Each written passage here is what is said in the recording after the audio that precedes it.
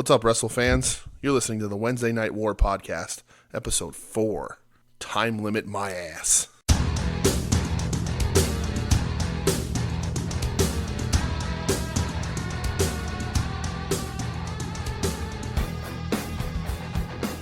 What's up, Warheads? Welcome to episode 4, week 4 of the Wednesday Night War. That rhymes. It does. That makes it the best week. It's impressive. Yeah. So, what's going on, Brett? Nothing, DJ. What's Yeah, going on? I don't know. Brother. I asked you, man. Well, I asked you. Well, it doesn't count. You asked second. Yeah, but why do I? It why? doesn't count. It doesn't count. You're supposed to tell me what's Age going before on. beauty. What does that mean? Means you're old. Oh, well, yeah, that is true. I'm super old. So I good call. would say super old. Good call. Yeah. Thankfully, there's no Wale showing up this week. So I don't have to ask you who that is. I'll explain these things to you whenever good. you need That's it. why I keep you around. I appreciate it. All right. So let's just get right into it, I guess, right? Yeah, Let's just jump right into episode 3 of AEW Dark. Yeah. Even though it's week 4, it's weird time limbo. Listen, they're all filmed on Hump Day. It's true. So they are. The theme song should be "Humping Around" by Bobby Brown, don't you think? I guess so. I think it should be. All right, anyway. well, let's get AEW on the horn. Yeah. So the third episode of AEW Dark featured a special guest commentator. This was in Philly. The Tasmaniac. Yeah, the Human Suplex Machine, Peter Sinercha. Is that his real name? Yeah. Oh, I never knew that. I saw that one time was Joey Styles was like, "You may know him as Peter Sinercha, Nobody does. but you may know him as Taz." That's weird. Yeah, I never knew that. I was like, "Oh, you said that twice. That's you weird." Just pulled back the curtain. I'm sorry. Yeah, that's weird. Sorry, brother. Kayfabe's real. First, we'll cover that later. Oh, no. First match up, we had Brandon Cutler. This is his first appearance in a few weeks. Second appearance in the last 4 at least. Yeah, they're going up against the bad boy, Bad boy. Joey Janela. Yeah. This went about 9 minutes. Okay. Janela got the dub. I think it was more so just to get him a win because I don't think he's had a win yet. Yeah. Joey's, people like Joey right now. That Omega match, people really got into him. Which is cool. They're going to use him a little bit more. I know that they're trying to establish like the whole, he's more than just a crazy hardcore guy. Yeah, but he's not. Yeah, he's okay. But yeah, I'm fine with Joey. Out of this match, I think Joey was better. I agree. Yeah. Cutler's missing something for me. I don't know what it is. It could just be charisma as a whole. I don't want to be that mean, but it's just when I watch him wrestle, he can do the stuff. He can do backflips. He knows how to apply a headlock. I'm sure he's done a cravat or two in his day, but he's just missing something. Yeah. Again, the commentary's still getting him over as he left wrestling for 7 years and now he's back because he's friends with the Young Bucks. And it's I still don't understand that. That's a good reason for him to be there. But dark match versus Janela, it is what it is. It was slow paced and too long. Yeah, and I think that you're starting. I know it's only 4 weeks in, but you're starting to obviously figure out a pecking order in AEW. Sure. And you can see which guys are, hey, you can get wins on dark, but on main shows we got to feed you. Yeah. Yeah. So I get it. The wins on dark count. Yeah. So there you go. Unless it's unsanctioned and they shut the lights out. Well. We had this week's feature of, hey, I'm Cody Rhodes, and I'm doing everybody a favor. I like to refer to it as I'm Cody Rhodes, and I'm going to subtly bury the WWE. You know what? I think they're both both go hand in hand. Yeah. QT Marshall. I love the name. Yeah, it's a cool. QT, it's that's funny. Yeah. I don't know anything about him. I guess he was in Ring of Honor. I think this was during a time when I didn't checked out. Yeah. I'm still checked out. That goes into the next match that we had. Nyla Rose, which I was really surprised when they showed her record as 0-3. Yeah, I was like, wait, how is that possible? Yeah. But I was like, oh no, she's only won battle royals. Going against the librarian Leva Bates. Great. Before the match, they did the whole shtick of running down sports teams, and it just happened to be, in the city where all of my beloved sports teams are. Yeah. So fuck you, Peter Avalon. He did that last week too, and made the joke about the cup of water, and they can't carry a cup or bring a cup in. I didn't get it. I understood the reference. Okay. I just didn't understand. What I didn't get was why they're letting him do it. Oh. I was like, do I have to explain? Do I have to sport you real quick? No, you don't. Okay. That I understood. Okay. Why they're continuing to let him just oddly make fun of the town he's in for heat, not the good kind of heat. Because the people, they just don't want to see him. Well, he got the shut the fuck up chance. He did. And then, so they've turned that gimmick into then him being an idiot, and then Leva apologizing for him. Very weird. And I don't remember exactly, you probably do, but this one was even more like winding and long-winded of a shot on Philly.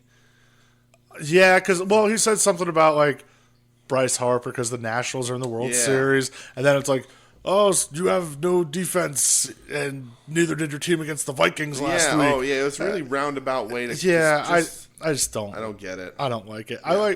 I just don't get the gimmick. I don't get it. I don't understand it. I especially don't get them because from when we've seen them wrestle, they're just not good. I mean, if both of them are just going to be, taking the JOB on the YouTube shows, then okay, I'm fine with that. That seems to be what they're doing.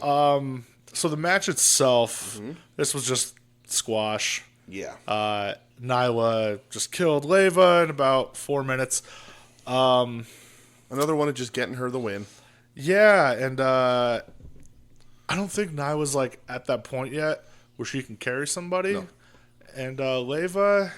The last bunch of weeks have really shown that their women's division's weak. And I'm so surprised by that. I was really excited for it, and it's just not anymore. Yeah, I don't know what happened. Me either. I agree with you. I was like, oh, this is going to be like awesome. This is going to be the highlight. And I feel like, and we'll talk about what happened on Dynamite, where I'm like, why? What is happening with the women's division already? Yeah, it was weird. Yeah. Then the main event. There were some promos before. Yeah, do you want to talk about the promos? Just because I like them. I don't want to talk about the content. Okay. I just like that they're putting them somewhere.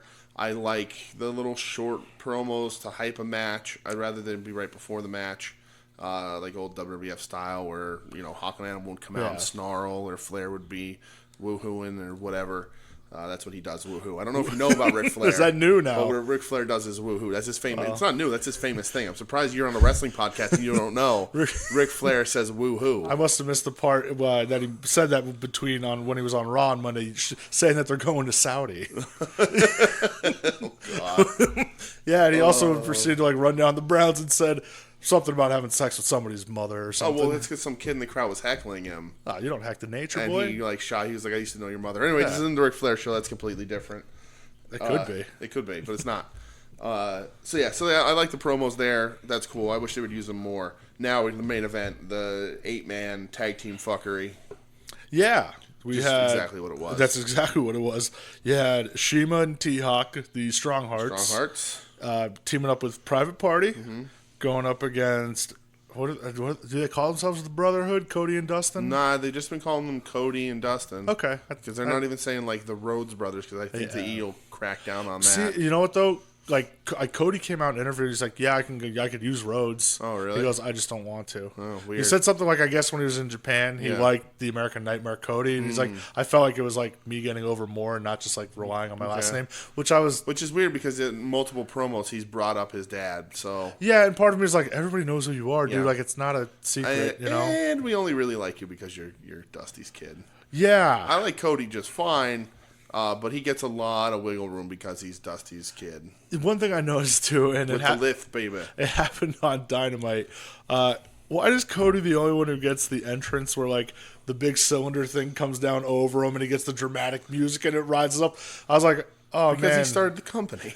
You know the answer to that question. No, because he thinks he's Triple H. Oh, well, that too. That too. I was like, oh, man, we just have to stroke your ego, don't we, here? Yeah, well, I mean, I like Cody, but still, I'm like, why is there nobody else does that? Nobody else does That's weird. Production budgets. Yeah, sure. Teamed up with the Bucky Boys. The Bucks, yep. This was, fun. It was it honestly felt like if we were at a house show and it was a main event of a house show. Yeah, that's tag team fine. fuckery. I actually went back and timed it. It took 7 minutes from first entrance to bell time. Oh, wow. Did it really? Yeah. Well, it was funny because, that's a long time. Strong Hearts were kind of confused because the Atlas security guard kept, blocking them with Private Party. They're like, oh, what the fuck? Yeah, yes. Yes, he was like, who's this large man? Am I going to have to kill somebody? But yeah, it was fine. It was fun for what it is. Again, if we were house show, it'd be a great match. Then it's a perfect kind of dark match. Yeah. And it happened after the live show too. Yeah. don't have any problems with it necessarily more than I have anything else. The thing I wanted to bring up here, and we can even talk about it again later, the Nick Jackson, like, series of spots thing that he does now. Oh, is his version of a hot tag. Yeah, like, so, you know, he's hitting the flip, he's hitting the kick, he runs around the outside, he kicks the other guy, he flips in, all that stuff. First time I saw it, it's cool. Like, it's great. It's a neat sequence. Good for him. It's a hot tag, right? Yeah. But unless you have everybody in tune with that and on board, which did not happen in this match, it's a lot of people standing around looking at Nick Jackson, waiting to get kicked in the face. So like, if you have talented wrestlers in there, or less wrestlers, because he had to kick 13 people in this match, then you can make it work. But this became a lot of everybody literally just his opponents watching him going, okay, here's the flip. All right, there's the first kick. Oh, here comes my kick. Okay, good. And then get back and look and make sure. It just looks awkward. And now that he's doing it in every match, it's like, you're going to expose it a little too much, I think. And you can say that about anything in wrestling, I guess. Like, you can say that, the Rock and Roll Express did too many drop kicks or whatever. I mean, you can never actually say that. I would never say that, but somebody could. In wrestling, it can, everybody has their moves and their signature shit. But just doing that and having the timing off, which happens a lot in some of these matches, it just exposes it too much. And literally, there's people just looking up, going, "Oh, okay, here comes my turn to get kicked," and it just takes me out of it a little bit. Yeah, and I think part of it is like these guys are going so fast. Yes, and just sometimes, guys, they're out of place and they're not going to be ready, and it does look awkward. But Cody and his friends got the win. Yes, Dustin is still the best wrestler. Yeah. I think they have. That power slam spot was pretty funny. Yeah. Where he made the guy wait. Yeah. Because he's old and gassed out. Yeah. I was like, oh, that's funny because you could like wrestle circles around he can out-wrestle all these guys. He's still, props to Omega. Omega's a great wrestler. And we have Moxley and Pac. Dustin's the best wrestler they have on their roster. Yeah. He's just the smoothest. I mean, he's been wrestling for how long, so it makes sense. That's true. He's the natural. He's the only one in that probably entire company that has a believable work and punch. And, he's just the best. So his stuff I really like to see because I love Dustin. I always will. But the comedy with the power slam, all that, it worked. It fit in. It was still funny, still effective. And he's just smooth, man. Yeah. He just knows what he's doing. Yeah. That wraps up Dark. Yeah. What'd you think? It wasn't... I think out of so that was the third one. That was probably my least favorite one so far. It didn't have that, stand out, you should watch this match. Yeah, the first one, it was Darby Shima was awesome. Yeah. Second one, Omega Janela was awesome. This one, I was like, and they're fine. And I don't know that they're necessarily supposed to be providing that service. They're dark matches for a reason, right? Yeah. But the first two they did kind of beef up. Yeah. So this was the first one. The main event was fine. The other matches are definitely skippable. Yes. But the main event's fun if you're into that kind of thing. But there's nothing on the show that was like, hey, you should probably go. If you don't have the time to watch AEW Dark, what are we talking? Who are we talking about? Where am I? Okay, if you don't have time to watch AEW Dark this week, you can probably skip it. You're totally fine. And you can skip NWA Power. If you're gonna watch NWA Power, watch up until the end of the Eddie Kingston promo because that guy's the best. Yeah, it's not about this show, but watch NWA Power. Yeah. It's been really fun. Kingston's the best. Yeah. Just watch that part and shut it off. Yeah, then you could skip it. Yeah. So getting into Wednesday night, show, right? Yeah. So I texted you and I said, hey, my beloved Philadelphia 76ers have a home opener. You're betraying professional wrestling for basketball. I mean, listen, Dennis Rodman was in the NWO. It ties in. We're good. Karl Malone tagged with DDP. It's true. Yeah, so we're fine. Fair enough. Joel Embiid, eventually he's going to debut with, I don't know, he'll be part of the Strong Hearts. All right. I'd like that. I mean, it doesn't make sense, but I'll take it. It's pro wrestling. It's not supposed to make true. sense. All right. Did it make sense that Karl Malone and DDP were tag team partners? Yes. You got me there. So you watched... so you were watching basketball. Yes. And I watched AEW Live. Yeah. Tweeted my little heart out. Yeah, you did. Trying to keep everybody, if you're not watching it, in Up to date. Yeah. You're probably watching it. I don't know why you just rely on my Twitter feed, but thanks for everybody interacting though. Yeah, I got some good interactions. Nice. That was cool. That was fun. I like talking to people. Yeah. I put on my nice hat when I'm doing that, so I'm not yelling at anybody. Not that anybody gave me any reason to yell, but somehow Twitter can get, so I can only imagine. But it's been good interactions. I like to talk to people about wrestling. That's why we do this podcast. Exactly. So that was fun. But the first match on the regular show. Yeah, we had, and I kind of liked how the show kicked off. There was no intro or anything. They were just right there. Boom, they're in the ring. Here, let's go. Was tag team tournament semifinals. We had the Lucha Brothers, your favorite tag team. I could talk about it now, or I could talk about it at the end of this match. They're still the best tag team in the world. We'll talk about the end of the match. Okay. Going up against Private Party. So this, I'm going to tell you right now, this was my favorite match on AEW this week by far. All right. And I even texted you later after I started watching it, and I said that kicked ass. I really liked it. It was awesome. Not my favorite match. Like this would be like my 1 and my 1A. This would be my 1A. I think you and I are on the same wavelength this week. This was fantastic. Yes, it was great. It's Private Party are stars. No matter how much I read an article today about the Young Bucks saying that they made Private Party and Private Party should be glad that they were put in that position. Was it like a Fabian interview, or was it like? No, it wasn't. It was just talking about it was just interviewing them, talking about what it's like to be running TV and all that kind of stuff, and they just talked about pride. It was a little kayfabe, I guess. Okay. But he said, they're so lucky to have them in that spot because we really made them. I'm like, no, they made them. Just because they wrestled you and looked really good doesn't mean you made them. Yeah, and now that they had a match that was just as good, and maybe a little less as their other one, but still a really good match. These guys are stars, and they're like 23 years old. Yeah. Young dudes. It was a really good match. Yeah. So moving on, moving on in the tournament, I should say. Yeah. Excuse me. Lucha Brothers beat Private Party, so they're now in the finals. Yeah. There were some spots in this where I went, holy shit. The one where I actually got up, not stood up, but sat up in my chair was Ray Phoenix hitting that double stomp. The double stomp. That was me too. Oh my god! I locked that in my brain. That is disgusting. That was wonderful. That was fucking gross. Yeah, it was really gross.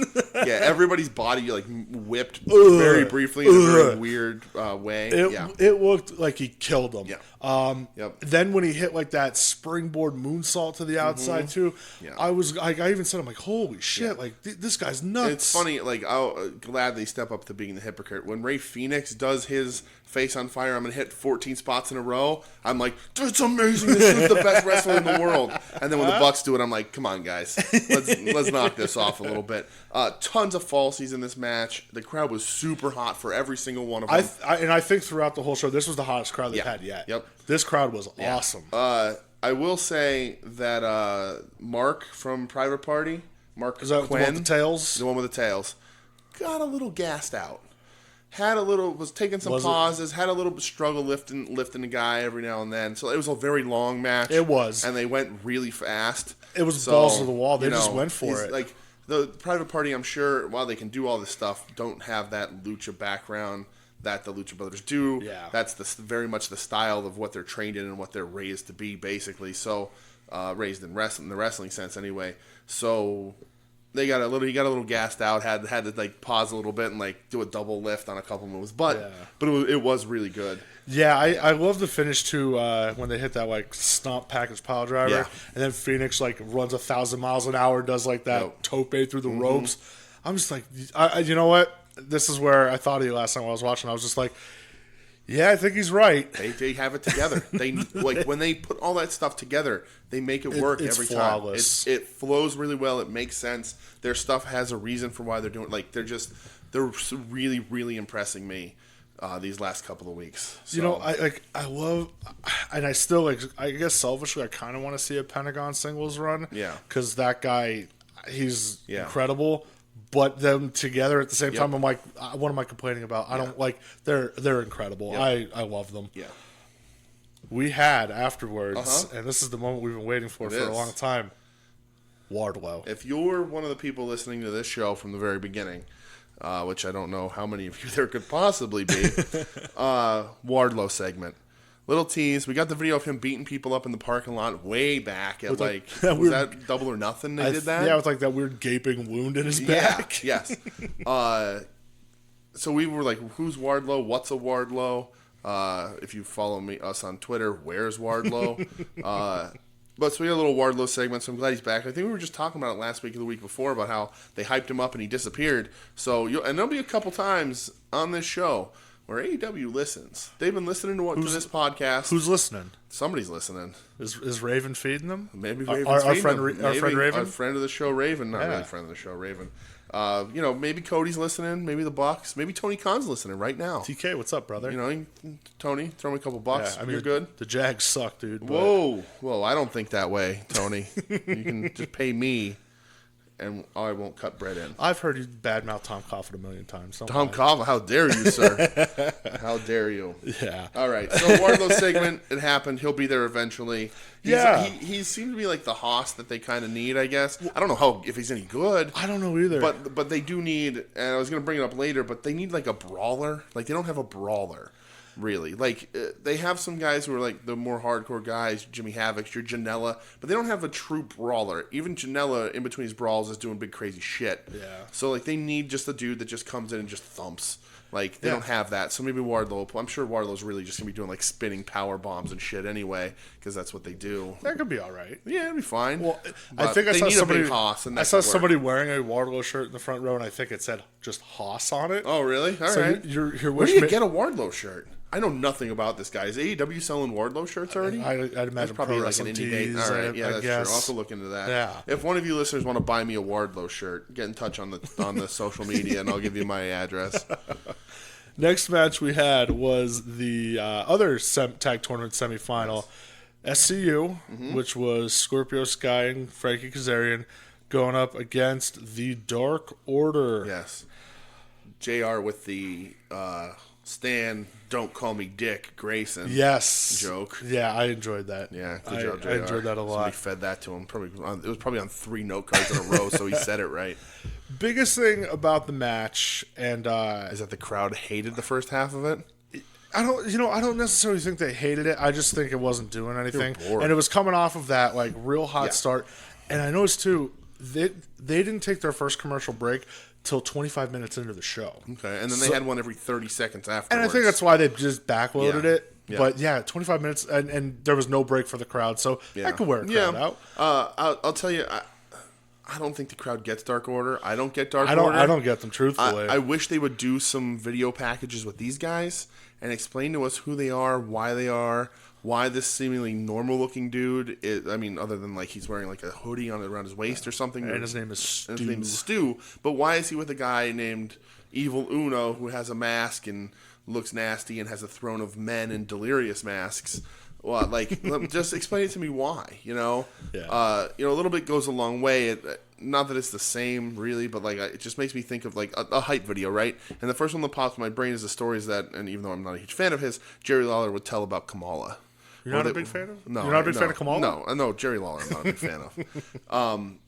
But Kamala I love. Yeah. But... they did like the Kamala and then the Ugandan giant, did all that old build up, and that was all it was. And it was just mysterious enough to get him over, and you had this monster. They frame Evil Uno as a powerhouse, as this beast in these matches, but I don't know anything about him. It just doesn't make sense, and I think the crowd feels that too. It's not that they don't necessarily like the work that they're doing, because the second half of this match was super hot. Yeah. After the part, but like... The part? The part. Yeah, you can go into the part. I can go into the part, but, the first half, they were really, I just don't think they get it. And then I was worried, and I expressed my concern on the social medias as I was blowing up everyone's Twitter feed. Christopher Jericho came out. He sure did. He did. Still dedicated to his craft, wearing the reverse red eye contacts from last week that I mentioned. And he came out with the Inner Circle, and they, came out with the microphone. We bought a ticket. We're here to watch. We're going up to our box, blah, blah, blah. And the camera kept cutting to them, and they were doing stuff in the match, and they missed a couple big spots in the match because they were focused on those guys eating popcorn and shit. And, like, my concern was that it's a really good way to crap on a match the crowd already wasn't into. I agreed. When you hear wrestlers talk about matches and things that happen, you're always like, oh, listen to the crowd. If you can hear the crowd, you can steer stuff in a direction one way or the other. And... backstage, maybe they should have listened a little bit and just shifted some stuff around. I guess they had it solid there for a reason, but it just the crowd wasn't into it, and then you brought out this perfect distraction, and that I think that hurt the match. But they did end up bringing everybody back around. They did, but they had a hot second half of the match. But talk about the Jericho stuff more. Yeah, crowd was super into it. Yeah, well, I think you got it so far with Jericho coming out. The reverse contact lenses. Yeah. SCU went over. Yep. So next week we are going to have the finals. For the tag titles with the Lucha Brothers versus SCU. So I want to go back. I should go back and listen. But we picked who we thought were going to win the tournament in the beginning. Did we? We did. I don't remember who it was. I don't remember either. We should probably. We'll go back and next week. We'll know. Yeah, I have it written down somewhere. But because we might have picked Lucha Brothers SCU. That'd be fun if we did. You know? Do we have the book? No. If we had the book, some things would be way different. It would just be 2 hours of Orange Cassidy. Who are kidding? Yes. Well, something that got announced for that tag tournament next week, a certain tag team is going to be presenting the titles. This just got announced on social media today. Yeah, so this is interesting to me. I saw this. The Rock and Rolls. Damn right, baby. Who are NWA Tag Team Champions. Oh my God, they're going to be If you watch Power... We don't know that yet. No, we don't. No. But it was recorded at the beginning of the month. Yeah. They're doing the block recordings. Ricky and Robert won the NWA Strapolas for the 5th time. And they're going to be on AEW. And I guess it's not really competition. They don't even overlap show-wise, whatever. But it's good for the Rock and Rolls. I always love seeing the Rock and Rolls. Fingers crossed, they go into business for themselves. Absolutely. Just take the straps. We're the champs now, and that's it. Be double champs, double gold on the Rock and Rolls. Yeah. And they could just run roughshod over everybody in AEW. They could bring in their buddy Tanahashi. Tanahashi, man. Oh, man. Next match we had was it was a rematch of Dark. Yeah. So, got a lot of press. They wanted to push it out there, so they brought it back. Yeah, Light stayed on this time. Yes, which I think this time it was more like, hey, I know they did like a hardcore match last week, but now we want to see them wrestle. Was Omega and Janela. This went 13 minutes. Omega got the win, no surprise. Janela got the entrance during the commercial break. Oh, he did, didn't he? Yeah, they cut the commercial before at his entrance. Poor Joe. It's a little bit of a bummer. But one thing I forgot to mention this on Dark. Yeah, I think they played like different entrance music. So when he came out, he tweeted about it. Oh, did he? I didn't see this. He was wondering whose entrance music he got. Yeah, and it was the Jurassic Express. I was wondering. I'm like, what the fuck is this? And he just thanked them for letting him borrow their music because they played the wrong tunes. Good on you, Janela. Yeah, because like his is like kind of like that ass rocky solo stuff, and he's coming out, and I'm like, what the fuck is this? Yeah. Like, this isn't his shit. And then afterwards, I'm like, did I hear this right? Yeah. Huh. See that? Yeah, look at me. I pick up on things. So, yeah, Omega beat Janela. No surprise. Good for Omega building up steam, going into the pay-per-view and everything. The match wasn't bad. Janela is better when he's doing crazy shit. In this match, I thought he was going to kill himself. He's going to eventually kill himself, like doing this crazy shit. It'll happen. But that's his appeal. That's his mark on wrestling. Yeah. He, for what it's worth, and I like Janela. I know a lot of people do. But he's got self-tanner all over the place, and he looks. It's everywhere. I don't want to say he looks like a bag of shit. But he kind of looks like a bag of shit. Like, it's everywhere. Yeah, he's like, and he's a dude that I like to watch. Same. And I really love the stuff that he was doing with GCW and really kind of made a name for himself. But yeah, he just, he's never been in the best shape. He's always had that sort of very, in shape body, but not cut or anything. And it's getting a little worse. So, who am I to talk again? Joey, if you're listening to this, I'm sorry, but go to the gym. Yeah. I don't know. Yeah. Jericho said it on one of his podcasts. He said some of these guys, like, they need to start taking this serious. Like, you're on TV now, And Jericho's one to talk. Talking about bags of shit. And you know what? He is, but, also in his prime. Like, sure. And I think that's more so, it's like, hey, guys, like, I'm 48 years old. You guys are, like, just hitting 30. I think that's the bigger thing, especially when you're in there with a guy like Kenny Omega. Which is another interesting thing that to mention just very briefly. Omega's skin tone really concerns me. Really? He's a dude who doesn't tan, and it's fine, but he looks gray. It's weird. He looks gray. He does. His skin looks gray, and it's fine. Whatever. Again, this isn't like I'm not trying to body shame anybody. This isn't the body shame podcast, but you're professional wrestlers. I hate to jump on this wagon. I don't think everybody needs to be a body guy. If you've listened to the show in the past, you'll know that I personally love fat, hairy guys that wrestle. Same. But they're on such a big stage that I want to see some of these guys up their game a little bit. I think they're going to need to. I think the guys who are getting on this big stage for the first time, getting all this exposure, are going to need to take that step in one direction or the other. Yeah. And Joey's definitely stepping up with his matches. That the Lights Out match against Omega got huge press, which is why this one happened.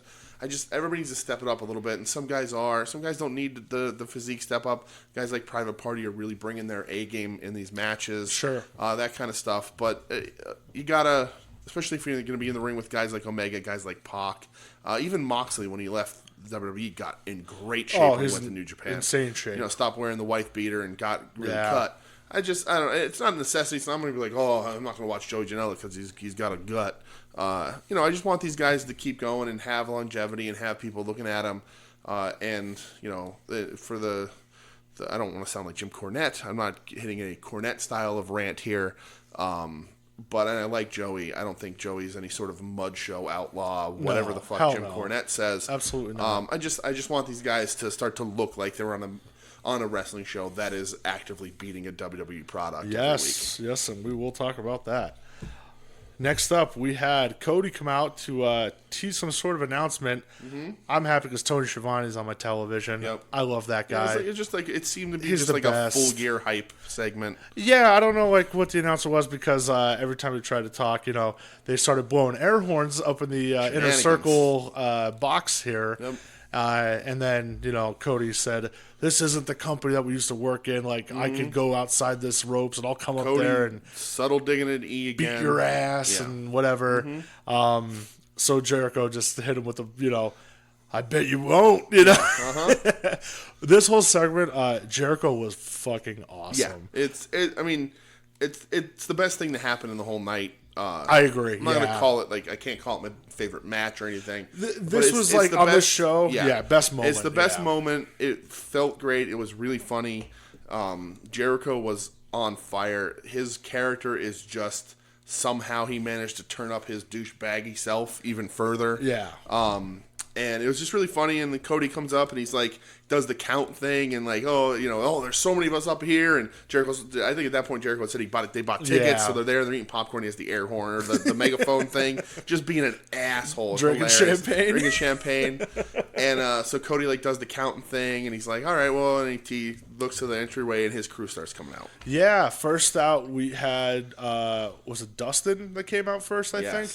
And then Jericho classic. There's still only two of you, jackass. Uh-huh. So out comes. That's enough. Him and Cody and Dustin's enough. Well, that's Jericho, true. But anyway. Yeah. Out comes MJF. Yep. Cody's best friend. Yeah, huge pop, which was cool. Jericho's still. Yeah. So you have three. You're still outnumbered. And then out came. It's me. Yep. It's me. It's DDP. Mm-hmm. Holy shit. Yep. He's been there on most of the shows. I mean, he loves Cody. We know his relationship with Dusty. But, to have him come out and be like, oh, wow, he's going to fight now. Yeah. What? This is crazy. DDP's, in a brawl now? This is nuts. Right. So they all gather. They all start marching up the steps. Cody put the love of wrestling back in a lot of people. Yeah. I think that's what it is. He did it with Schiavone. And I think with Paige, Dallas was maybe he was out of it. He was kind of done. He's running the East. Stunk. Oh, it was terrible. For being as hot as he was and as good as he was in WCW, that's one of my favorite dudes when I watched WCW back in the day. I love him. So, to see him, I think he has that little bit of rekindled love again, which is a really cool and nice thing. And it's Cody, too, because him and Dusty were super close. Well, exactly, yeah. So they start going up the steps, and Jericho just classic, you won't take another step. No, don't you take another step. So finally get to the top, and they lock themselves in this little room. Yep, in their box. And they bought a ticket for the luxury box. So this was so funny. Yeah. And I thought it was really cool because Cody looks at MJF and he just looks and nods at him. Uh-huh. Scarf off, hands it, wraps around his fist, and just boom through the glass. Right through the very real glass. Yes, it was 100% real glass. Yeah. Double pain. AEW hates glass. I'm fine with that. Me too. That's cool. Smash it all. Yeah. So punches through, which the crowd was going nuts the whole time. Mm-hmm. They just go and start brawling with everybody.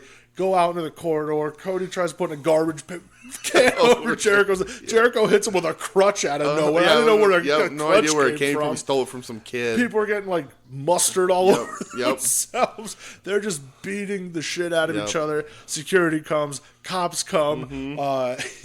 Jericho screaming, "I have a ticket!" He's waving the ticket. That's my favorite part.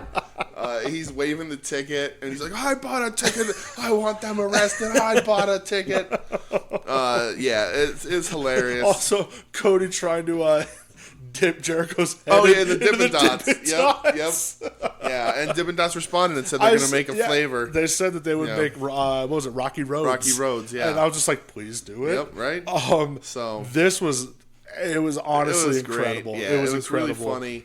You know, it's, I thought to myself, I wondered if something like this had happened with different people in the WWE, if we would like it. I think it was executed as well as it was. I think with Jericho can do that stuff. I mean, I loved the Festival of Friendship. Yeah. So I think the strong point is Jericho. He's very good at what he does, and I just thought it was funny him being the cowardly chicken shit heel. Yeah. Locking himself in the room was so funny. It just works, and they didn't have Hagar with them.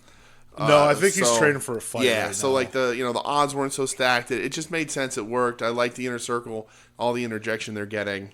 I thought at first, like when Dustin came out, I was like, "Oh, there's gonna be two more. It's gonna be the Bucks, yeah, exactly, them against Ortiz and Santana." But then when DDP came out, I texted you afterwards. I was like, "Dowie, holy shit!" Oh, it was so cool. Yep. It was awesome. Best part of the show for me. Next match we had the Buckaroos. Hold on. No, you're skipping something. Oh, boy. I am so sorry. You are. I am. Because, we liked that segment. Oh, no. I think I was trying to subconsciously block this out because I don't want to talk about it. Someone very near and dear to this show did not. I'm going to cry. It's Kevin Nash. Oh, big Kevin. Now, last week, This Week in Kevin Nash got bumped for time. So this week's This Week in Kevin Nash is This Week in Kevin Nash. Kevin Nash tweeted about that whole segment and said that he didn't like it, that it let it be revealed that it was too fake because if Jericho bought a ticket and he wasn't supposed to be there, why would he be on an AWA microphone? AWA. I'm having a hard time tonight with this. AEW microphone. And all that. He's like, it just exposes it too much. And he's like, I'll only be watching NXT. I'll watch any segment with Jericho, but I'm going to be watching NXT exclusively. And it's like, I get it, Nash. You're rooting for your hometown boy, your buddy, your pal, Yeah, his I have the tweet up here. His exact because I don't want to misquote. Yeah, don't misquote. Not Kevin Big Nash. Kev. Yeah. He said, "Hey Cody, if you're going to say you're not WWE and the ropes don't stop you, make sure Jericho isn't in his box with an AEW mic. Yeah. Couldn't spell work any clearer. Mm-hmm. It's the details. I ran through the DVR to see Chris's segment. Not a great first impression on detailed thought." Yeah. And then he also said something to the point, he was going back and forth with somebody, saying that he is not going to watch AEW. Yeah. He's only going to watch NXT, but he will continue to watch Jericho's segments. Yeah. So, man, it hurts because I love Kevin Nash, and part of it is like novelty, just because he's the best. I don't agree with him at all. Me either. I mean, I get what he's saying.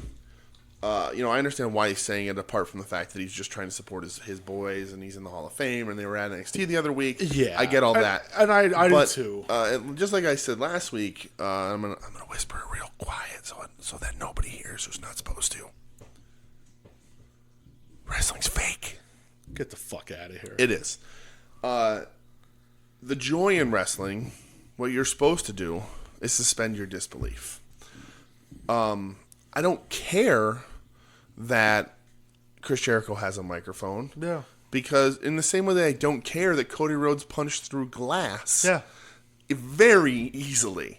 Just like I don't care that these men were fighting in the middle of an arena and would actually be arrested for that. Yes, they would. It's a suspension of disbelief. That's what wrestling kind of relies on. Yeah. And the kids who were there that like wrestling, that their parents are taken to, aren't going to notice that microphone even a little bit. So when you suspend your disbelief, that stuff doesn't matter. So you're trying to pick at something at that point, because you also have to suspend your disbelief that a guy is going to stand there and let himself get cross-bodied or choke slammed. Yeah. Try and suplex someone for real. Go ahead. Try and hook someone's arm over the back of your head, grab them by the pants, lift them straight up in the air, maybe hold them there for 10 seconds, and then drop. You have to just be okay with it. Unless you're watching Lou Thez wrestle, then you have to just let it go. Like, a Stone Cold Stunner would not work if in a real fight. So a microphone being your problem doesn't. It's just a problem you have to nitpick because you want to say something and say, "Oh, I'm only going to watch NXT because of this." It just doesn't work. So Big Kev, I know you're listening to this. I love you. We're pals. I hope this doesn't get my NWA Wolfpack membership revoked. Oh man! But you're wrong. Yeah. And just lighten up, dude. Like, dude, really, we all think that people are going to stand in the corner and let you size them up with your thumbs before you throw them that big elbow that you do? I mean, I do. I mean, yeah, exactly. I believe it because I'm supposed to believe it because it's pro wrestling. Yeah. But when you start nitpicking at that kind of stuff, and I'm guilty of it too, all wrestling fans are, I just sit back and enjoy it. Yeah, that part is just, you're looking for something to bitch about. Like you touched on, you're not going to see a Stone Cold Stunner in a fight. I had like a back and forth on Twitter a couple weeks ago with some guy, and I was like, he was bitching about Orange Cassidy, and I'm like, dude, when have you seen somebody try to put a sharpshooter on somebody in a fight? Like, stop. Just stop, dude. Yeah. Like, if you don't like it, don't fucking watch it. I was once in a minor skirmish outside of a school dance in high school, and somebody did put me in a Boston Crab. Much easier, because you don't have to hook a leg. But he did grab me by the feet and turn me over, and it hurt. I need to hear about this off the air. Yeah, it was just much larger than me. That's pretty much what that was. It was funny. No, man, now I'm going to go on a little side note here, because one time we were in like 4th grade, and we had the kids in school that liked WCW versus the kids that liked WWF. Nice. Okay, yeah, like West Side Story. Yeah. The shirt that I'm wearing is a WCW shirt currently. And I hit some kid with a running bulldog once. Nice. All right. Well, maybe Kevin Nash is right. Maybe wrestling can work. We're all wrong. And my entire argument that I just made is complete and utter bullshit. Now I'm questioning myself and my own sanity. Oh, no. Now maybe I should issue an apology to Kevin Nash, my personal friend and fellow Wolfpack member. Yeah. Too sweet, brother. Too sweet, Kevin Nash. I forgive you. I love you. Hopefully you see the error of your ways. Yeah. It was a great segment. It was fantastic. And you still said you were going to continue to watch Jericho, which is weird because he was the one man with holding the microphone that you had a problem with. And also, even if you want to just say, how would he get the microphone? He's the champion. Yeah, he could just walk in. During a commercial break, he could have said, hey, idiot, go get me a microphone. Yeah. Like, that's it. Exactly. Exactly. Like, just don't look at it so seriously. They're villains. So you could just stole it. But anyway, all right, let's move on. Yeah, move on. It was a great segment. Kevin Nash, you're wrong. Yeah. Even though we have evidence that running bulldogs can be hit in real life. They do, man. And Boston Crabs can happen. Wrestling is still... It's not predetermined. Next match we had the Buckaroos going up against the Best Friends, which I was kind of upset because we didn't get to see the Orange Cassidy pop again because it was during the commercial. It's real bummed me out. Yes. I was happy you got that little shine in the beginning when they tried hitting their bicep pose. He just stood in the middle of them. Yeah. That guy's the best. Yes. He really is. Yeah. Started hitting them with the super kicks of death. Yep. I don't know how the Young Bucks their legs didn't shatter on impact. Yeah, should have just destroyed. Should have done that bend thing that what's his name from UFC happening. We don't want to talk about that. Bucks beat the Best Friends here. 3 tag matches out of the first 4 on this show. Yeah, and I was thinking, this is right in your wheelhouse. I love tag wrestling. It's my favorite kind of wrestling. So, give me that every week, which they seem to be doing. They're really building a very strong tag division, which is the kind of their counter to the WWE, who just screws over every single tag team that decides to be wrestlers. Yeah, and I remember they all just get buried. So. I remember the Bucks, like, one of their things was, and again, who knows how true it is, when they did an interview about not signing with the E, back about a year ago now, they said, we see what they did to tag team, what tag team wrestlers, and we don't want any part of it. Yep. Like, part of that, if they're being sincere, I'm like, okay, I get it, I totally get it. Yeah. Bucks went over. Favorite part of the match, of course, was Orange Cassidy hitting that dive off the top rope to the outside. Yeah. Also, Chucky T looking in the camera saying, "Hi, Mom." Yeah, well, and him hitting the Falcon Arrow and yelling at the referee because nobody kicks out of the Falcon Arrow. No, he did the deal. And this was like another thing because somebody else later in the match hits one. Yeah. And I was kind of like, I think this week was like the anniversary of Hayabusa's passing. Oh, yeah. So part of me is like, you know what? Subconsciously, this is why you're doing it, and I like you for it. It was a good tag match. Yeah, it was fun. It was fine. I love I love the Best Friends. Yeah. Indifferent towards the Bucks. They've been having some good matches, as much as they have to been, admit that. But it was good. And then at the end, the Bucks called out Santana and Ortiz. Yeah, they just said, "Hey, we accept." Yep. So that's official for Full Gear now. Yep. Next up, we had a little video package about Britsburg. Yep. Went into Dr. Britt Baker versus Jamie Hayter. Jamie Hayter. I like Jamie Hayter. Yeah, I mean, I like that they are fine with mentioning this on TV. Yeah. She tags with B. Priestley over in Stardom. Oh, all right, that's cool. That great tag team. Sure. It was kind of, crowd didn't know who she was because they've never. It was her first appearance and they never even talked about it ever. So Britt came out with the mascot for the Steelers, I think it was. Yeah, and she had I will say, we've said some not so kind words, but her jacket with the Steelers logo's teeth, pretty cool. I like that little bit there. I still don't understand why the crowds like Britt Baker as much as they do. Because if you've listened to us in the past, we've said, I still don't think, I don't think she has had a good match. Spoiler alert, until this one.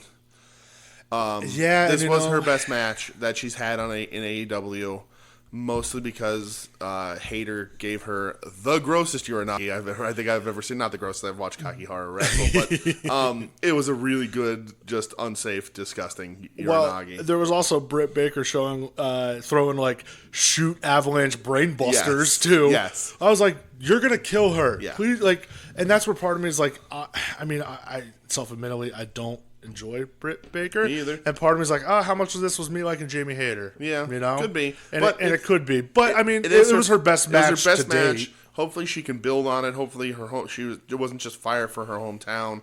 She can build on that because it was a good match. Yeah, and I came out of it more being like, I want to see more of Hayter. Yeah. Not so much like, oh yeah, Britt finally got the win, hometown cool. No, I was like, I like her. Yeah, and then afterwards they were going to interview Hayter. Yeah, and then Brandy bumped her out of the way. The weirdest. What the hell was this? I don't understand what Brandy was trying to do. Put her finger in the reporter's forehead. Yeah, was she saying something? I don't know. Stared at. I don't know.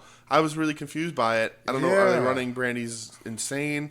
She did dive earlier. They did we didn't talk about that. That was on Dark. That was that's true. I guess, but it was just really weird. It was very bizarre. Yeah. I don't get it. I don't get it, but maybe we'll see more of it. I have no idea. Yeah. I don't know why they've seemingly dropped her having Awesome Kong as her muscle. Yeah, and maybe this is going to lead back up to it. Maybe. I don't know. I have no idea. It was just super confusing. You're listening to us on the Wardlow thing, so maybe that's true. Maybe you can listen to us and give us that Awesome Kong versus Aja Kong that we were promised. Please fucking do it. Main event time. Main event. Big Mox going up against the Bastard. Bastard comes out when Mox is making his entrance and levels him with a chair to the back of the head. Yes, he does. And then just proceeds to kick the shit out of him all over the arena. This would be my match of the night. Okay. Although, and we'll get to it, I didn't love the finish. I enjoyed just the two miserable pricks beating each other up. I love these guys. Just being awful to one another. This wasn't even a wrestling match. This was just two guys hating each other. Yeah. And they're just both miserable dudes that do cool stuff in the ring and a lot of brawling. They're both really great. They're both very recognizable. It's a really good main event for AEW because these are two guys who were in the E not that long ago. No. I just love the nastiness of it. You don't see Mox kind of get taken advantage of that much since he's left, and he really just spent the first half of the match getting the shit kicked out of him. Yeah. And Pac is a true bastard. He's just a mean dude. I love him. And he's super smooth in the ring, and he looks like Gollum from Lord of the Rings. And he's just miserable. And he hit a top rope Falcon Arrow. He did. And again, doing the deal. Yeah. Hayabusa. Yes. That makes me happy. Yes. And it did a recall to Dark this week where they had a little promo with him backstage where he took the blood from his finger and smeared it all over his face. Yep. And he was like, this is what Jon Moxley could do to another person. I was like, that's cool. But he's also like, the week before I laid out Omega for you and this is how you show gratitude. I was like, he's justified in everything he's doing, Sure. which that makes the best heel. Yeah. They're justified. Yeah. This is why they're doing it. He didn't want to fight Mox. Mox turned on him. Sure. And Kinda. in that tag match. It's revisionist history, but sure. But like he was like, hey, I tried to do you a favor, and then you end up hitting me, you know? Which I was like, I like it. I honestly, like, I like the finish. Yeah. It makes sense. They're trying to protect both of them and not give them that loss. I don't hate, I guess, it's not that I hated the finish. It was telegraphed because they started to count down so much for the TV time remaining that I was like, this is going to a draw, obviously. You knew it was. So I wish there was a better, bigger finish. It just kind of ended in, like, Mox hits the ref, but, like, they still, I don't know. I like more of a solid, clear finish. But the fact that this is going to let this build and become more of a thing, and we're going to see these guys more, and I'm sure they're going to do stipulations and do tons of crazy shit. I'm sure the lights are going to go out at some point. There's going to be an unsanctioned match.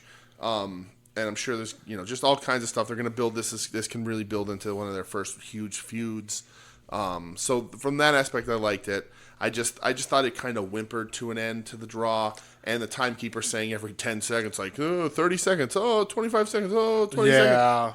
It's going to be a draw. Yeah, I wish they didn't do like the last 10 seconds or whatever. Just let it go and then ring the bell. Yeah, it gives more of a shock factor. Yeah, they took away the shock factor of it. That's what makes me a little on it. But it was still my match of the night just because it was just miserable dudes. Yeah, I love and these then guys. Moxley just looking at the camera and screaming time limit my ass over and over again.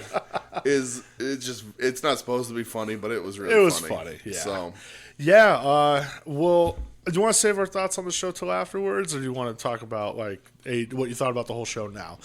We can talk about it now. All right. I liked the whole show a lot. Same. I thought it was another good show. I thought, again, like, everything they did was just, it flowed so well. They're putting together good shows. Again, there's stuff I like, stuff I don't like, but it's more stuff that I like than not. There's very little that I have a problem with. It's entertaining, and it's a little easier for them. The roster is much smaller, so they're telling good stories. They're progressing their stuff through. It'll be interesting to see when they blow off all this initial stuff and start to move into the second programs, who they pair up with. Agreed. Do all that kind of stuff. But for right now, I think they're killing it. They are. I really enjoyed this show. They're who I watch first because I know I'm going to enjoy that show. Yeah. Especially because NXT was a stinker last week. It was. It was not that good. Yeah. I didn't enjoy it at all. But, not at all. But I just, it didn't live up to AEW at all. But, I don't think it touched it last week. But AEW I thought was better, or not better, but better, even better than last week. I still thought it was a really good show. Yeah. Than AEW's last show. They keep moving up. And, I'm into them. And I didn't think I would be. I mean, if you go back to the beginning, or if you are able to go back in time and hear our conversations when they first announced this was going to be a thing, I was like, they're just a T-shirt company. Yep. They're none of that. I will gladly eat my words if they're entertaining me like they are. 100%. Same. Hand up, I admit. Good for Absolutely. them. There's a lot of grumps out there. There's a lot of people. You still see the WWE purists just picking everything apart. Aside from Kevin Nash, you see this and that, and back and forth. And, the AEW guys do the same thing. And the super fans there are kind of shitty too. But we've said from the beginning we're getting good wrestling out of that show. Yeah. And that's all I really want. What more do you want? I'm trying to remove myself from all the other bullshit. It's a good show, but was NXT better? Well, we will get into that right now. NXT on the USA Network. Yes. We started off this week with a match that I don't think it was announced, so I was pleasantly surprised that they came out. It was Rhea Ripley versus Bianca Belair. Easy for me to say. Yes. Definitely didn't see that coming already. No. I thought they were going to try to build something a little more, but boom, all right, let's do it. I mean, those my two favorites women wrestlers in NXT, if not the whole company right now, are these two. I like Belair more than Ripley. Okay. I've talked about them both a lot in the past, and I find myself being a very big Belair fan. Yes. I like the Street Profits as well, so maybe that's a little bit of the rub she gets. Of course. But, so this match was a great surprise. Really happy to see it, and it was really good. Yeah, I enjoyed the shit out of it. Yeah. They were doing a lot of good work. Towards the end, Io came out, hit that Tiger Feint kick on Rhea. I was like, oh, wow, that's cool. Yeah. Then Candice came out, threw Io off the apron, which I was like, yeah, they have their issues, so she's just coming out. Yeah. Ripley ends up going over. It was good. I think maybe that pushes her ahead of the pack for a title shot. Yeah, I think so. But I also think like they could do like a 4-way women's number 1 contender match with the 4 of those. For sure. So in this match, it's a couple things I want to mention. So they mentioned on commentary that Ripley's 6 years in the business and Belair's 3 years in the business. And it's funny because Ripley's only like 22. Yeah. For having the ability that both of them have in that wrestling ring for that Incredible. young is insane. Yeah. The things that I like when I watch them is it's what a lot of people lack. And not having it doesn't necessarily take away from a match, but having it and doing certain things add to a match. They do the little stuff really well. Their kickouts always matter. When whoever's going for the pin will rub the face into the mat while they're pinning. The little emotional stuff, the little nuisance holds, all that stuff, it adds to a match. It makes that match more engaging. If it's not there, it's fine. You don't even really miss it. Because a lot of people just don't have it. It's something that I see veterans pick up more than anybody else. Like, you have to be in the business for a long time and be a wrestler for a long time to kind of pick up on how to do all that little stuff. Unless you're like trained by Stu Hart and he just teaches you to bite fingers. Yeah. But these two, as young as they are in the business, doing these little things is super impressive to me. And it's one of the reasons why I really like watching both of them wrestle. Yeah. It's why they also have been having good matches with anybody. And then when you put them together, it's that much better. Yeah, I definitely enjoy watching them. You know, for the first match they've ever had, they already have instant chemistry. Mm-hmm. I want to see more down the road for sure. I think that whole group is just incredible. Yep. Shayna included, you know. Yeah. And that's where it's crazy, like the difference between NXT's women division and AEW's. Mm-hmm. NXT's women division is just like, I think, light years ahead of AEW's right now. They had a little interview of Pete Dunne walking into the arena with Tyler Bate. Yep. Do you know Tyler Bate? Yeah, I remember when they introduced all those guys in the beginning of P. I watched all those guys. Right, cool. Yeah. She just asked him about, Damian Priest. He just said he'll get the old receipt for what he did last week. Well, I hope not, because I don't want to see that ever again. And asked him about Dane. He says, I don't care. Yeah. Did a little Ciampa vignette. Okay. Bates. They show Bate being in the crowd coming up for the next match of Matt Riddle against Cameron Grimes. Greasy. Your boy. My boy. I'm sure we didn't have him last week. No, that was the first suffered time. from it because he's been super entertaining. I agree. This went about 5.5 minutes, and holy shit, did they get their shit in? They did every wrestling move ever. They literally hit every move. I mean, Riddle used the jackhammer as a transition spot in this match. I loved that. Which is his rib on Goldberg. I loved it. Even the crowd like chanted Riddle. I'm like, yep, this is funny. But I mean, they hit every single wrestling move. I cannot name a wrestling move they didn't do in this match. Yeah. Grimes has only had short matches until now. Yeah, Riddle went over, not by surprise. I was kind of like questioning a little bit at first because I'm like, man, you did like all this build up for Grimes and then like just to have him lose to Riddle. But then I was like, you know what though? This is like his first true like test, I guess. Yeah. And he hung with them. I thought he would great in defeat. What did they name his finisher? Who's? Cameron Grimes. Oh, I don't remember. Oh, that is a cool name, but I can't remember it right now. I don't know. But because he tried to hit it right away, like he always has, and Riddle ducked it out because he's a little bit better of a wrestler. Yeah. But yeah, thought it was good. Thought it was fun. And then afterwards, they did a little setup for Bates and Grimes. Yeah. Riddle went over, gave the fist bump to Bate. Tried doing it to Grimes. Grimes declined. Mm-hmm. Grimes took exception to Bate, and Bate cold cocked him. He did with that left hand, which that's cool. Hey, if that I feel like it's going to build to like Dane and Grimes versus Dunn and Bate. Yeah, I think that just seems natural. Which, that makes sense. Sure, that's fine. Yeah. We had a little thing where Mr. William Regal comes on the television, announces for tonight Dakota Kai and Tegan Knox going up against, and finally the moment you've been waiting for. Exactly, the moment I've been waiting for. And I mentioned earlier that I kept asking where Wardlow was, wondering about Wardlow, and AEW listened. NXT also clearly listening to this show. Who's got their ear? I don't know. We need to know. They tease the wrestling where the Knox and Kai going to wrestle Shafir and Duke. Yes. Duke and Shafir. I don't know which way they come out. I don't know. Duke Shafir sounds like a shitty R&B singer. Well, all right. I'm fine with that. They announced, and more importantly, the winner of the match gets to face Kabuki Warriors for the women's tag team titles. Yes. Next week on NXT. Which is pretty cool. I think that's awesome Yeah. because Kabuki Warriors, they're great now that they're like heel and Asuka's misting everybody and wearing that weird face paint. I'm all in on them. So that match comes later. Yeah. Next up, though, we did have the Forgotten Sons going up against the tag team that quickly is turning into like my favorite entrance of the night. Because, again, Breezango. I will say it again. What was I saying last week and the week before? I hope they change outfits every week. Every week, and I hope they come out as a different job. Yeah. And the video is different, and they come out in different outfits, and they did it again. They were pilots this week. So, NXT, send me the check for my intellectual property that I will gladly rent to you. If Ric Flair's going to sue you for the man, and you're going to do whatever you can to pay him off to shut him up, just give me like $20. I'm good. Yeah, that's it. I'll take it. I will staple it to my wall. Can we go to Taco Bell for it? We can go to Taco Bell. Well, all right. I guess we can go to Taco Bell for it. Yay. But yeah, just send me money because I'm giving you all the good ideas because I know you're listening. You know what is crazy, too, about like Breezango?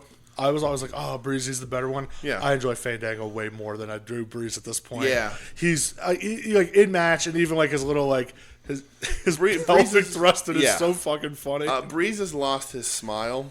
He has a little bit, yeah. And Fandango comes out and he does the worst hip wiggle, it's and the he best. keeps doing that failed sunset flip spot where he stays standing, and he's just over exaggerating the hip wiggle. It's just, but then like when he gets hot tags, like he beats the shit out of guys. It's awesome. Yeah, they had a surprise partner with Isaiah Swerve Scott. They did because it was supposed to be Kushida again. Yeah. Didn't they do this already? Or no? They did that a few weeks ago against Imperium. Yeah. So, now this was supposed to be Kushida, but he has got a broken wrist, unfortunately. Yep. You know what? Swerve looked awesome again. Yes. That Swerve guy, he's got... The crowd loves him. Yeah. My problem... He's got it. He definitely has it. The problem I have with this match is that it was a really good match if we didn't see 3 better ones on AEW. Yeah, and I think that 2 better ones. That's on AEW. Product of us watching AEW first. I think they're competing on the same night, and they're doing the same kind of stuff in these matches. The chain spots, the big face on fire kind of stuff, the hot tags. It's just not being executed as well as we've seen earlier, and it could be because when we watched first, the second show it's getting later. You got to fit in 4 hours. I get it. I still really like the match, but I think they got to step up the game a little bit on that kind of stuff. Yeah. But Swerve is going to be a star. Yeah, so Swerve and Breezango got the win. Yep. Swerve, he's got it. Forgotten Sons continue to be, at least they're there. They don't do but they're forgotten. Yeah, they're just, that's what they are. There's nothing where I'm like, get off my TV, but I'm also like, I just don't care. Had a nice little promo of Killian Dane standing over an open dumpster fire, taping up his fingers. As you do. Threatening to kill Pete Dunne. Yes. I'm here for it. He doesn't get too close to that fire because I would hate to see his shoulder hair get singed. Imagine the smell. Oh, dude. I love that dude, though. That's my guy. Awesome. That's my hoss. Yeah. Next match, the NXT Cruiserweight champ Leo Rush came out to join commentary. We had Angel Garza, who I love his entrance, how he just goes over to like older women and gets kissed by them. Of course. That's hilarious. Going up against Gentleman Jack Gallagher, who I haven't seen in a long time. No. I'm sure he's in 205 Live. I just don't watch it. Yeah. Which is like, I lost so much interest in 205 Live. I can't tell you the last time I watched it. It sucks because like they had a lot of good guys there, but it's too much for me. Yeah. Angel beat Jack. Did. Solid and fun, quick, 4 minutes. Exactly what it needed to be. Yeah. Clearly, they're going to build. They've been building Garza up for a couple of course. Weeks. And with Leo out there, they wanted to move the needle towards building those guys to face off. Which that'll be fun to watch. I like Garza a lot. Yeah. I do. I do too. Yeah, I like him a lot. He's got the charm. He's really good in the ring. His last name is Garza. Damn right. And him, Leo, will be cool. They're very similar, but it's just going to be crazy spot fast and flipping all around, being crazy, which is what the Cruiserweight belt should be. Yeah, absolutely. So, yeah. Next match we had Tegan and Dakota going against Shafir and Duke. This was a lot quicker than I thought it was going to be. It went 3 minutes. And I think part of it is because Shafir and Duke aren't necessarily there yet. I think it was quick because you wanted Shayna's presence on the show. You bring them out. Everybody thinking about Shayna. Yeah. And the match was so short to hide what those two were lacking. Yeah. They're still learning, but they can do a quick match like that, and you're fine. Absolutely. I am calling Nox and Kai Team Robot Knees. Okay. From here on out, I'm all right with because that. even when they posed, they like both lifted their robot knees, and I was like, well, one of them has 2 robot knees, but I'm like, you guys, your Team Robot Knee, those legs are rebuilt. They're better, fun, faster, stronger. They're fun together. Yeah, it's good. I like them. It should be a good match next week. I'm excited for that. You know, that's when Asuka and Kairi showed up on the big screen and just screamed in Japanese, and I was worried. Yeah, I was worried that what was going to happen was what happened last week that you had your little rant about. I think they heard me. Yeah, probably. I mean, they are listening. Yeah, so you know, you get those guys that are out thank there you, in the crowd. Thank you, Full Sail, for not being ignorant. Thank you very much. Main event time.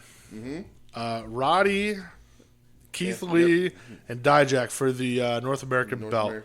So this was my favorite match on NXT. Okay. For the total night, I'd say this was 1B. Okay. I enjoyed it that much. All right. This is my favorite match of NXT as well. I thought it was, you know, a little got tired of seeing Lee and Dijak. Yeah. Roddy played the perfect foil, though, with the little guy. The littler, quicker opponent. This match, for me, showed what everyone said Lee and Dijakovic were supposed to have. Yep. Yeah. Little glimpses of it. I still don't want to see another match in between those guys. Yeah, they need to get away from each other. I think both of them worked better with Roddy than each other. Yeah. But they still did good stuff. But like Lee being the big powerhouse against Roddy works so much better than when they try and pull it off with him and Dijakovic, because I don't think they have the chemistry that everybody thinks they do. But they did do a lot of really great stuff. And I was kind of like, all right, I can see what people see now. I get it. I see why people like these guys, even though it could be the added factor that Roddy is really fucking good. There was a couple times during the match, though, where I was legit concerned for their safety. With like the corner powerbomb where Lee almost murdered everyone because he couldn't get everybody over. And like, how is he going to? Like, he's already holding up Dijak. Yeah, exactly. Now you expect him to hold the weight of like Strong too, who's trying to be held. Fell backwards. Yeah, well, he actually like when he hit the ground, his head went between the ropes. Like I was like, guys, holy shit! Everybody almost died. When Dijak did that like flying space tiger drop, and Roddy just called all knee to the face. Yeah. I'm going, oh my god. Then like immediately after that, like Lee killed Dijak with something, and I'm just like, holy shit, guys! Like, don't kill each other. Yeah. Like, I get it. Like, you're going for it, but man, like, don't hurt each other. You know? Oh man, it's just there was some stuff that a little sketchy. You know? It's cool. I get it. And I've seen the power bomb with the suplex spot out of the corner by other people, but maybe not on a dude that's 6'7" holding another guy. So that was a little scary. But they pulled it off, and like I said, it was definitely a better match than Lee and Dijakovic have been having against each other. I agree. And maybe it is because Roddy is so good. Roddy does win. Yeah, Roddy got the win, which I expected. Yep. Yeah. And then a dastardly win. It was perfect though. That's what he's supposed to be. Like, what was it? Lee hit that power bomb. Lee comes in, or Roddy comes in, kick, pin. That's what you need to do. Yes. This is where shit picks up, though, my friend. It's true. So, rest of Undisputed Era comes out. Which is a thing that's been happening, and they start laying the boots. Yep. Out. Well, here comes Ciampa's music. He comes walking out, which they've been doing with the crutch. I'm like, okay, cool. And then they're doing the crutch, pulling a Rick Rude. Yeah. And showing up on both shows on the same night. Well, also the whole premise of, hey, there's 4 of us and 1 of you showing up on the same shows. Out comes Gargano, which I thought was kind of cool because him and Ciampa haven't had that interaction coming out. Yet. Yep. And the crowd loves that when they get back together. Of course, together, so, they just looked at each other and went, all right, we got each other's backs. Yep. And then here comes Mr. Finn Balor, which I'm going, all right, this is expected. And then the fucking rug got pulled out from under me. It's true. Holy shit. Yeah. Balor goes to take the jacket off and absolutely murders Gargano. He does. With a Pele kick. Yep. I loved that, but I think what people aren't focusing on enough is like the visual of Ciampa just getting mauled by 4 dudes from Undisputed Era. I mean, they like if you go back and watch that, it looks like a real like someone's legit getting jumped. You know, Balor just kind of in the crowd at this point is just stunned. I was like, is he joining Undisputed Era? Or is he just turning on? Like, you know? I was on it. Like, this honestly was like, this was probably the best turn I've seen, I think, since, like, the night when Reigns announced his cancer was back and Ambrose turned on Rollins after they won the belts. It was, like, shocking, you know? Yeah, it was. I mean, I'm going to say this, and hopefully you agree. But every inch of Finn Balor turned heel that night. Every single inch. Yes. And I'm excited to see what sort of heel packages they put together for Finn Balor. You know what? I know people used to call Lex Luger the total package, but I think heel Finn Balor is going to be the true total package. The long and the short of it is, he's a bad guy now. That is true. And he's going in the program with Gargano. Yeah. He kind of just stared at Cole. Yeah. And Cole looked at him, and it was just like, is he joining? Like, what's happening? He looks at Gargano, rolls out of the ring, proceeds to absolutely murder him with that drop kick into the fans. I was like, dude, what the hell is going on? We wondered shows ago when Gargano came out and did his I'm NXT for life thing, like, what are they going to do with him? He's already achieved everything he possibly could there. Yeah. You know, he doesn't want to leave, so he's just going to be in this holding pattern because there's no real benefit to him getting a title, any of that. He's just going to come out and have good matches over and over again. And instead, they're going to put him in a program with like the big name. I mean, that's the big name turning heel. Yeah, that's a world champion. That's at one point one of the biggest names in the whole world of professional wrestling, and he's going to get the spotlight wrestling Gargano. Gargano is the face. Like, the crowd's going to be behind him because the crowd's going to be mad as hell at Balor. Yeah, well, and then even afterwards, Balor went and he hit him with the old finisher, the Bloody Sunday on the ramp, which is just brutal. Yep. It honestly, like, it actually shocked me that this happened. I was like, there's, like, you didn't even see it coming. Yeah. You know what I mean? There was no, like, inkling of it or whatever. No, it was great. It was a legit shock. Yeah. I mean, I love Balor. People have been... I feel like there's been, like, a little, like, section of fans who have been calling for this for a long time now. It was funny even afterwards, like, Carl Anderson quoted it on Twitter. He's like, we're like, we've been waiting for it, Prince. Yeah. You know? Like, he even did the little, you know, Undisputed Era stood in the ring, did their little hand signal. Balor just... He looked at them, and he looked down at Gargano and did the little Bullet Club shoot at him on the ground. Yeah. I'm going... what are they going to do? And it was cool because, you know, in the promos leading up, Balor had that whole, you know, in order to move forward, I need to go back. And I was just like, all right, makes sense now. Yeah. That, I'll tell you what, like, it legit fired me up when I saw that. Good. Good. Yeah, that was, I felt like, and truthfully, like, the segment with Cody and Jericho and all those guys, and that was like neck and neck for me. It was just like, they got the emotional part of wrestling down last night for sure. I 1000% agree with you. Yeah. So, who did you like more this week? So, NXT had a way better show than their show last week. Okay. Way better. Yes. Back to the NXT that I would be happy to watch every week. That being said, I'm giving the nod to AEW again. Okay. Better matches for the most part. Subtracting the women's match, even though it was Britt Baker's best match, it does not hold salt against Ripley and Belair. Yeah. And maybe a little bit of the fact that I watched AEW first, but AEW just again was more fun to me. Had that feel, had the big emotional moment. So again, giving it to AEW.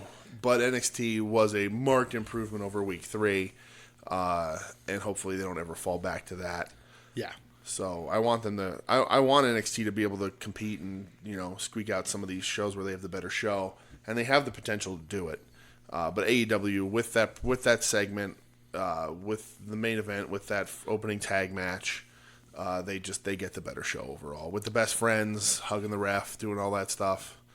AEW gets the nod. Okay. How about you? I'm with you. All right. Good. Yep. I'm with you. I really am.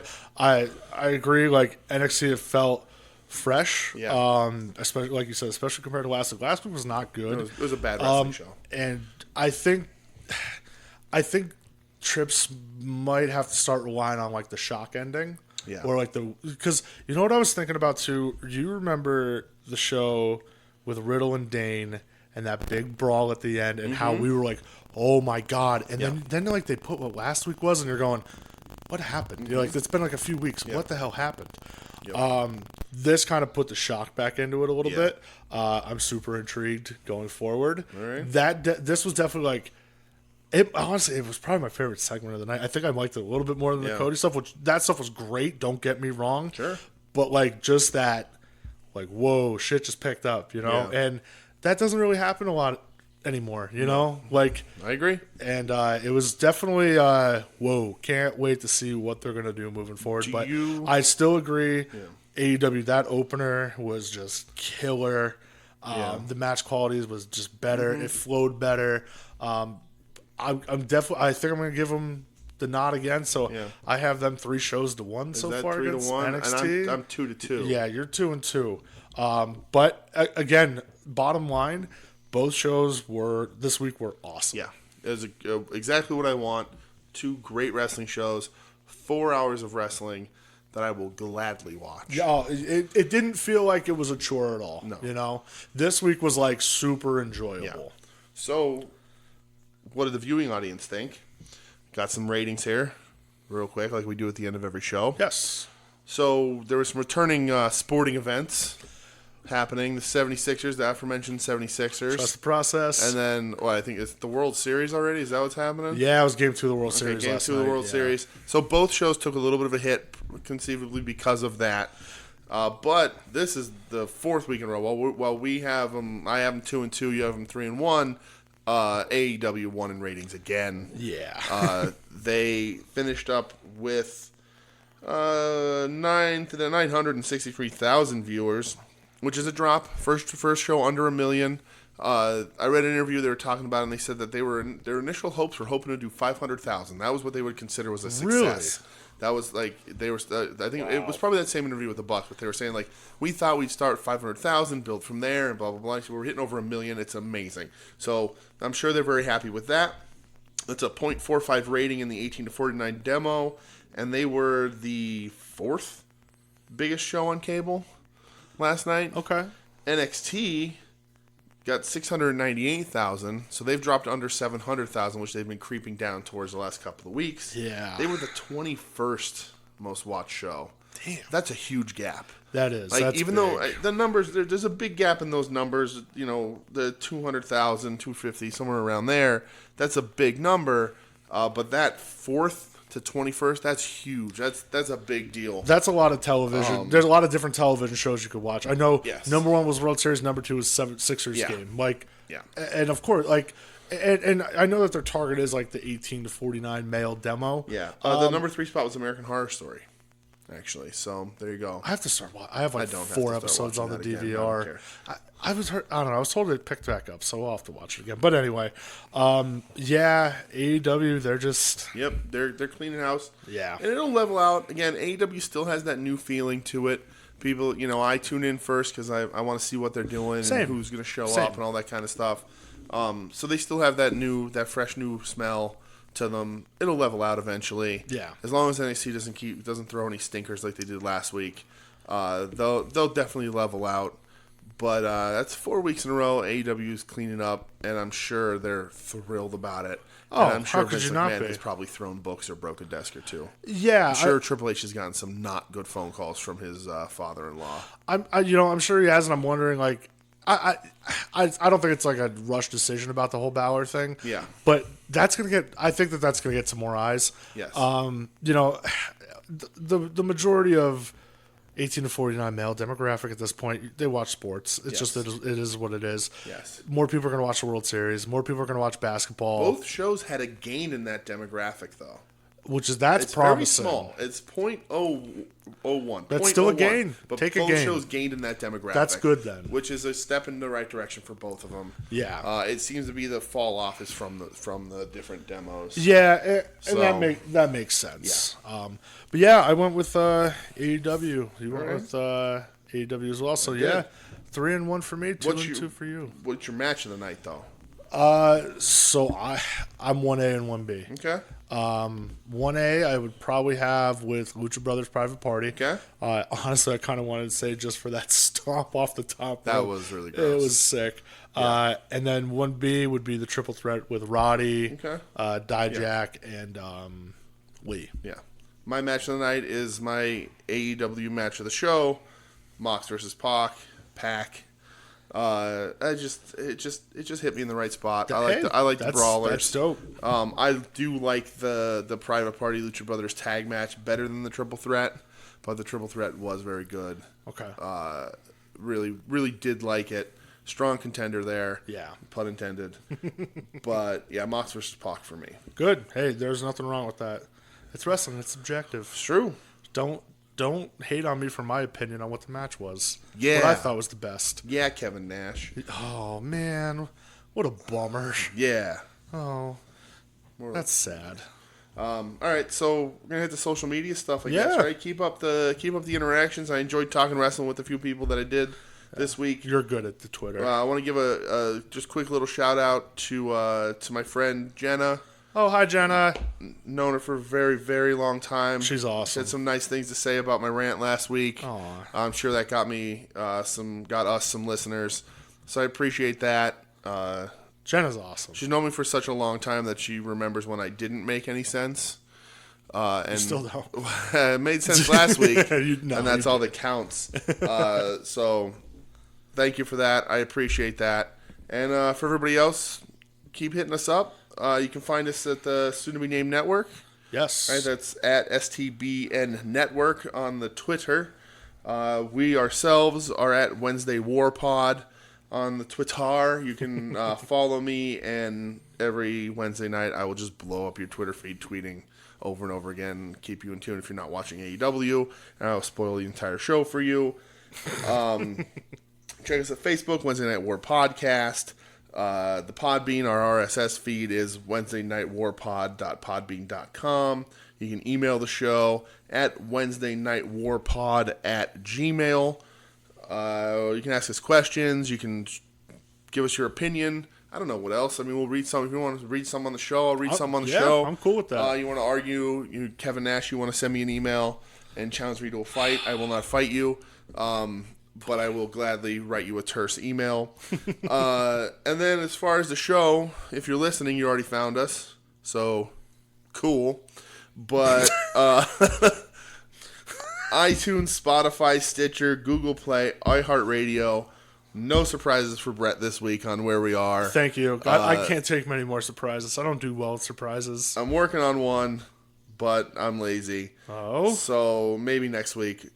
But now that I said there's a surprise, you're going to be waiting for it, so I'm probably going to wait a little while longer. Other than that, if you want to hit us both up personally and hear us talk about wrestling on our Twitters, or, I don't know, see how excited we are to go see the Misfits again.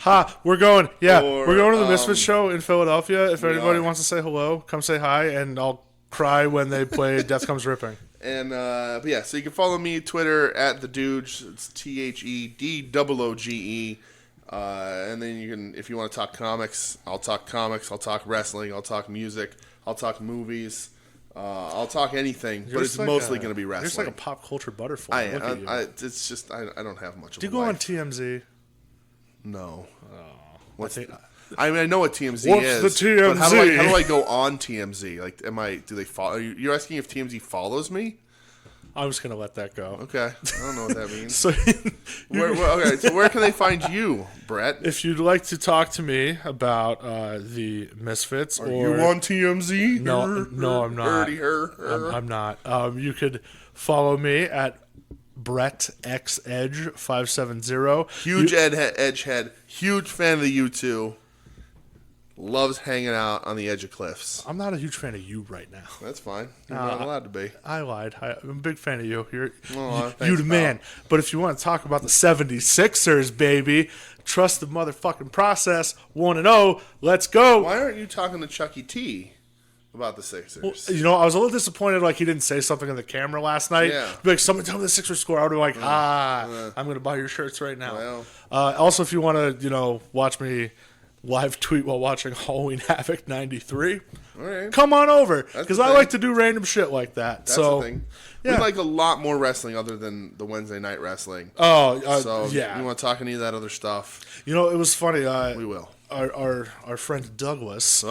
He was asking me. Verdiglione. He was asking me how why I was watching WCW Halloween Havoc 2000. Why not? I couldn't give him a good answer, and he's like, why do you have a love for that era of WCW? I was like, I don't know, man. It's just because it was great. I don't know. It's not. No. Because I was there the night where Terry Funk told Ric Flair in the NEPA Civic Center at Casey Plaza, he called him a banana-nosed, buck-toothed bastard. Well. And that has shaped me ever since as a human being. Terry Funk in the year 2000, everybody. In the year 2000. All right, that's weird. That's going to end that one. Do your thing. Pro wrestling, let's go.